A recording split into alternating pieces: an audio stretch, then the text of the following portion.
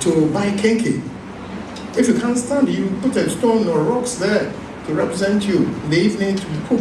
As regional minister, I had to distribute maize to just the women who will cook or who are known to be making the cakes and whatnot. It was a very difficult period. Very difficult. For me, when I look back 40 years, that's why I feel I'm amazed about the growth of our country. What has happened? If you don't know where we, started from, you wouldn't understand, where my faith is. And that's the thing. All of us here, or you here, will be called upon to remain in this country. That's a one thing. We should remain in this country. Let us fight it out. Let us work it out. I have faith, absolute faith in Ghana. Where we've come from, where we've reached, I think that will make a lot of progress. We have gone faster, further, but we had a whole lot of other challenges. But please, don't leave this country. Don't leave this country. We are all supposed to be nation builders. But some people, if they bring this right now, however, change your mind. We'll take, today we've dragged quite a lot, so we need to wrap up. We'll take maybe 2 more questions and then we can wrap up for today.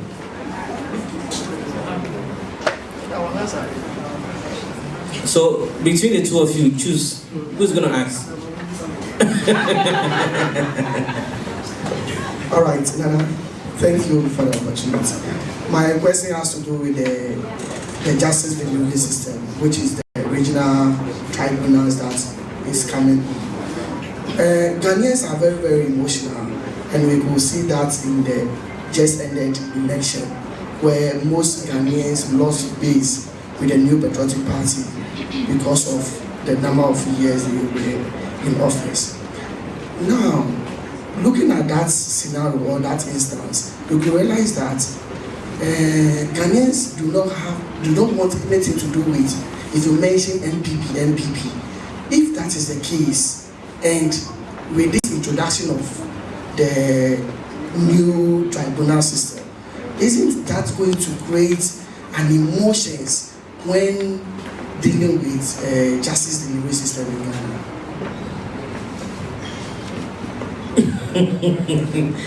Before I forget this one, it's my heart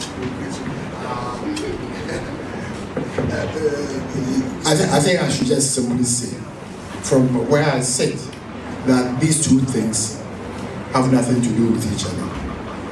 Absolutely. I have seen tribunals operate. A lot of their decisions were not the outcomes. They don't represent what we probably were expecting. You ever heard that Mr. Rollins was angry with them when they released his nephew who was tried? You ever heard that story? They were tried by the tribunal.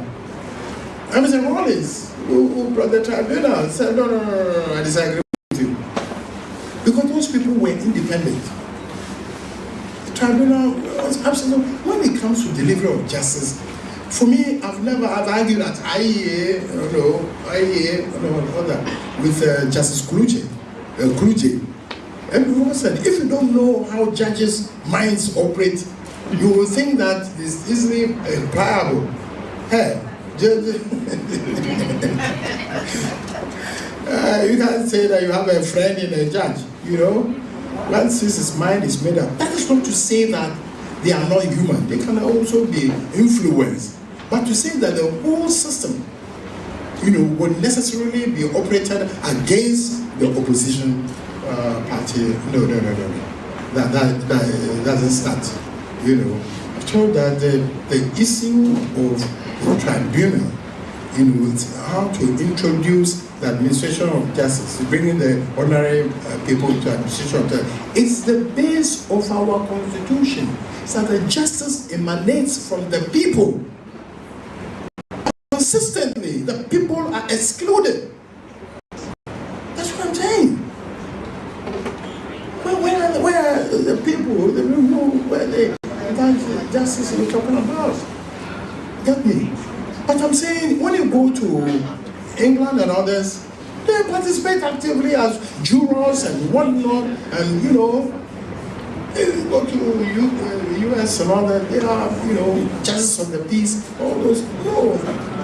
We have cut out even the civilian intervention, you know, the the lay thing, who has a magistrate grade 2 and whatnot. We took them all out. I think that we should go into ourselves and find out, you know, do a lot of analysis, you know, and don't allow such a key matter to be caught up in the polarized system of NDC and NPP. Indeed, we must find a way of creating a middle road between the two parties so that this country can move forward. The things we agree on, we should give it. Not that because I'm in this party, even if the person has done the wrong thing, I must necessarily back him. You can't. You can't. It's utterly immoral. You understand?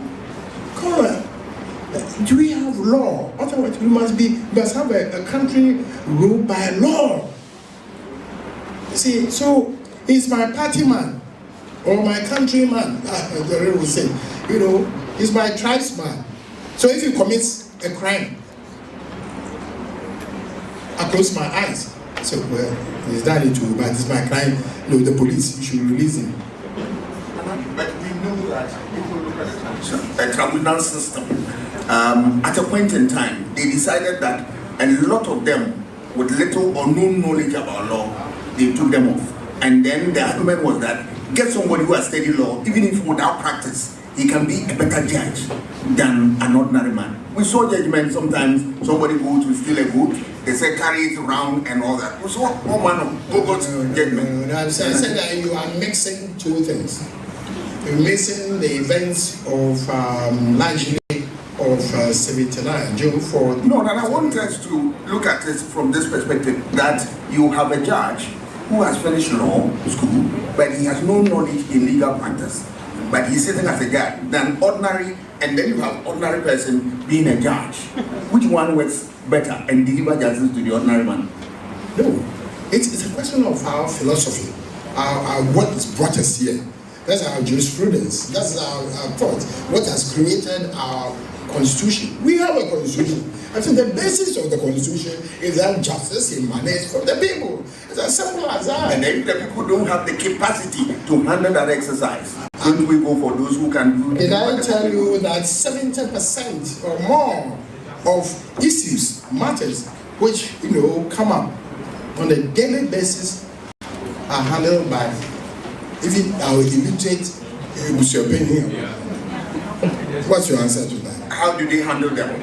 Oh, sometimes they intimidate them and kneel down before and all that. No. I'm talking about those meetings at 5 a.m. You've never been drawn to that. 5 a.m., 5:30, so what are the ends of what do you call it? Your justice system. What is it? See, you want to have a settlement, amicable settlement, or you want to have that kind of jurisprudence where the law cuts.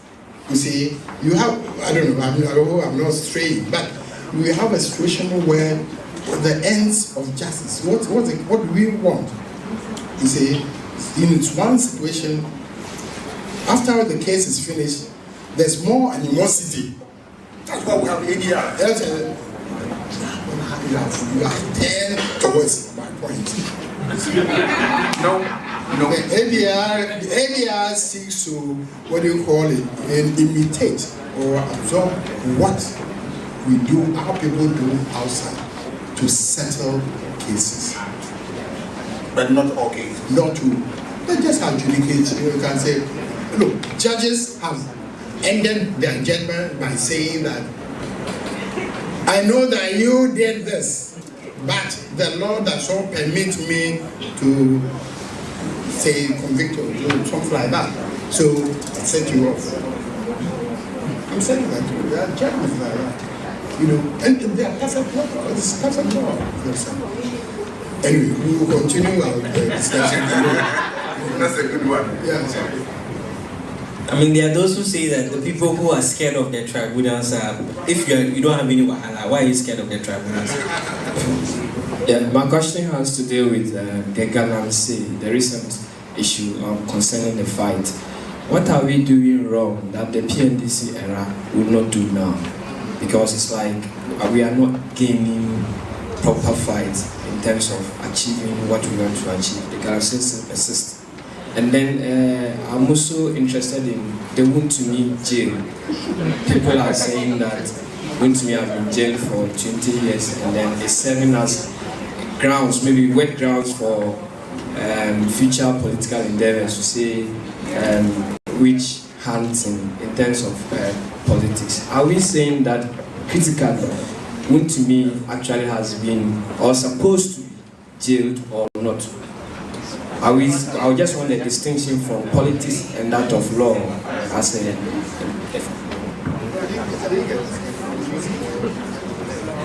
What was it? I want a distinction from law and that of politics concerning Wontumi jail term.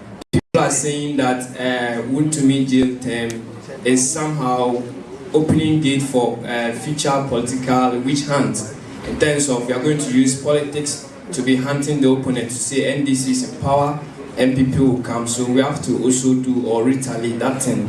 So I just want to understand, is it that Wontumi actually merits this or it's not about law, it's about politics? That is my question. Well, I think as for public education, yes, I think this one of the best questions I could have been asked. Because I can well see myself, if I were younger, probably sitting on the Joy FM. There would have been a question that just really would have thrown at me. And Wontumi is a citizen of Ghana. He was prosecuted, not by angels, he was prosecuted by, from the established, Attorney General. That's the job of the Attorney General. That's not politics. Attorney General didn't perform a political assignment. Okay? There must have been facts on which his conviction, landed. Secondly, Wontumi, that any other citizen, if convicted, has a right, after studying the record, decide to appeal or not to appeal. That appeal system exists. It can go to Court of Appeal, it can go to Supreme Court. What has that got to do with politics? I think that we are clouding, standard, criminal prosecutions and whatnot with all this. It's so unfortunate, but it opens into a bigger and larger question. That's the role of the Attorney General and Minister for Justice. You see, it's a constitutional issue. But for now, our constitution says the Attorney General, the same person is the Minister for Justice. It's funny, I've told you that there's something about ceremonial caps. If you miss that, you won't understand the legal system, or for that matter, the politics of it. You understand? When he is performing that function, when the Attorney General is performing that function, he is not a politician. He is operating as the head of the law establishment. It's not, that's not the only job he does. He protects us. You get me? So if you say you want the distinction, I'm saying that this is what it is. As far as I'm concerned, unless it goes up, and then they say that, no. And it's possible. They say, the judge erred. And then go up. It can go up to the Supreme Court. Go up. Why? I don't know whether you appreciate what I'm saying. I'm saying that as for the law, it's the law. They said, So here we are, when we try to bring in the politics, yes, I mean, the perception, how people sit back and they see, why? They didn't talk about, did the Attorney General bring charges against Wontumi about some property in Volta region? No. that this is his area. He admits that he has a document and all that. Whether he exercises it rightly or not, it's a decision. Somebody must take that decision to do the evaluation. But he was defended. I'm happy I had read his lawyer saying that this is not what do you call it, a political, matter. But he said he doesn't agree with the judge. Yes, we always don't agree with the judges. If you disagree with the judge, go up. And the last one was on Galamsey. Well, I don't think that there's any distinction or disagreement between the two of us, or for that matter, all of us here, about the status of Galamsey. You said that earlier Galamsey was low, but today it's all over. Yeah, I mean the statistics have been thrown out. I think that I don't have the answer. I don't have the answer, but that's not to say that what is happening is necessarily cannot be controlled. It's a question we should be asking as how much effort are we putting into it? Get me? If you roll that into the what do you call it? Would to me matter. All those matters you are talking about, these were dockets which were built before the current government came into being. These were, it's not about politics. People talk about politics. If you get yourself into trouble, the matter that he was talking about, the rice farm thing, the suit trial, it was over some dockets which were prepared by us before we left office. So these dockets are there. Whether the dockets are right or not, at the appropriate time they are taken up, don't complain, Dr. Frimpong Boateng, wrote a whole lot of reports. I don't know the truth or otherwise of what he read. But are you saying that you want me to give you a verdict on that his write-up today? No, he didn't address it to me. Unfortunately, this is government how to deal with it. Yeah. Thank you so much. I know you have so many questions you want to ask, but because of time, we'll have to end the session now, and we will find time again to perhaps we'll bring him back sometime to share more wisdom with us. But please, if you did enjoy the conversation and if you learned so much, please put your hands together for them one more time.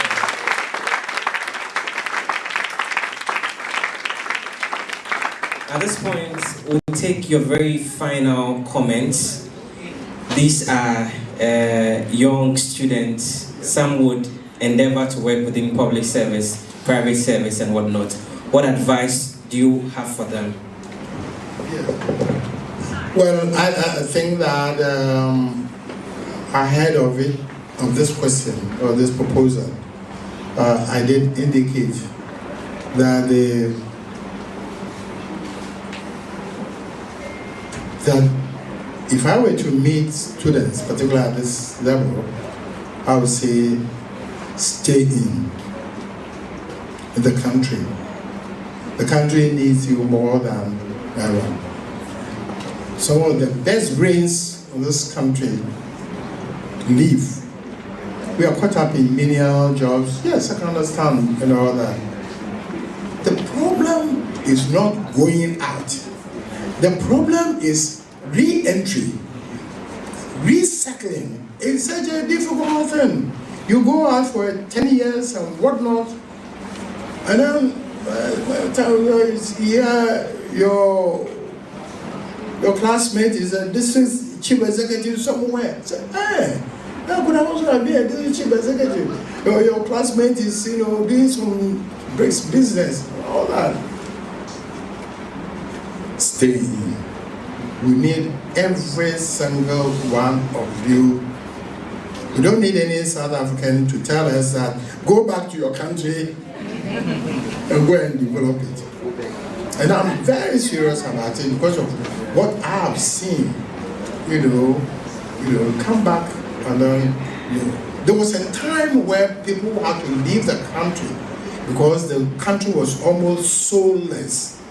You know, in the early 80s, 78 to 82, everybody left the country. They call it Ojakrom. You burn if you stay. Went to Nigeria and whatnot. But this is a country that is being rebuilt. I don't want to use reset. You know, it sounds political. But clearly, there's a whole lot of things that even stay in and criticize. It is better than for you to go and sit outside and just paint Ghana black. Tell everybody that this country, me, I'll never go back to Ghana. They say, but the people who come and tell you that the country is in ruins, after 2 weeks, they return to Ghana. You should be careful. So I'm saying that there's a system that's working. Everybody must contribute, and you have a peculiar position. You are from a political position where you are being taught to understand the politics, of the day, of the times. You must be hearing not only from you, but even the political science, the department should be a lot more vigorous. It should be heard on national issues, representing. Quite a number of people attack our dons and professors that you are too quiet. It's not a punchy. You see, you are too quiet. You must lead the way. So I don't want to go more, but to just say that I wish, because one of the things that we need is to have all our people. Because to get to development, you need a united front. You need a united front. Disagree, but keep on. You see, so that we can move. You've ever heard of the NDC anthem? The last paragraph says, "Development is our goal." See, if you listen, all kinds of, but so development is our goal. That is, I'm talking about one party, the NDC party. The objective, but you can't achieve that objective when we are, only the broken into pieces. The parties can't speak to each other. People hate each other.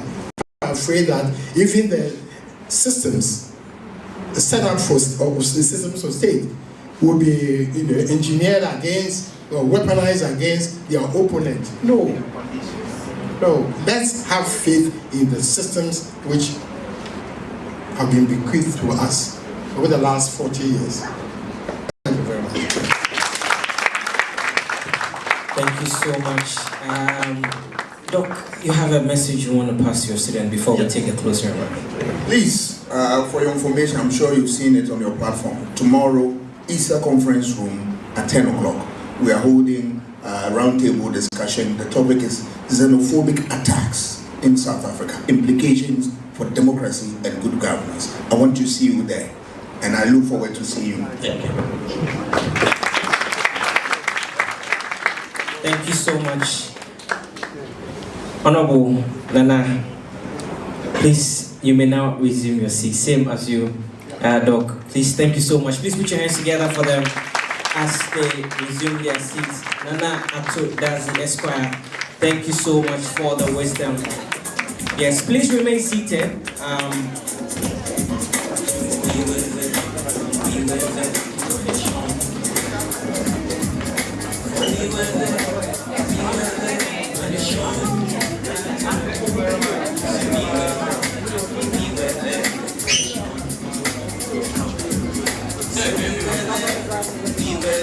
All right, now before we take the closing remarks, there is this form which will be coming around. It's a QR code, essentially to provide feedback on the program. Tell us what went right, what didn't go right, and what we can improve for the next edition. So please make sure